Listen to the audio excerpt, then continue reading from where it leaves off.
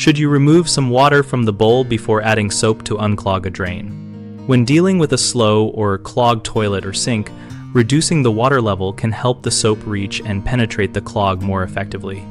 For a toilet, use a small container to bail out excess water until the level sits just above the trap so you still have enough to test flow, but not so much that the soap just dilutes.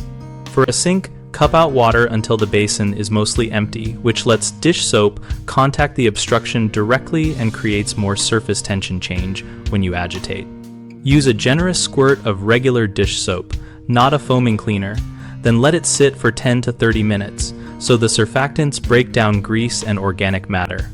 Follow the soak with hot but not boiling water poured from waist height in 2 or 3 steady pours to help push softened material through the pipe.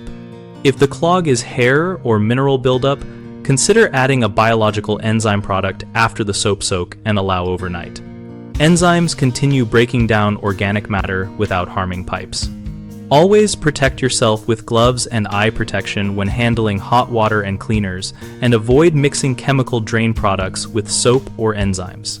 Common mistakes are leaving too much standing water so the soap never reaches the clog, using boiling water that can damage older plastic pipes, and immediately reaching for harsh chemical drain cleaners that can worsen pipe corrosion. If there is excess water, bail it down until the bowl or basin is lower so the soap contacts the blockage. Use very hot but not boiling water for plastic plumbing and avoid thermal shock to older fixtures. If chemical cleaners are considered, read labels and avoid combining them with other products. If a chemical was previously used, flush thoroughly before applying soap or enzymes.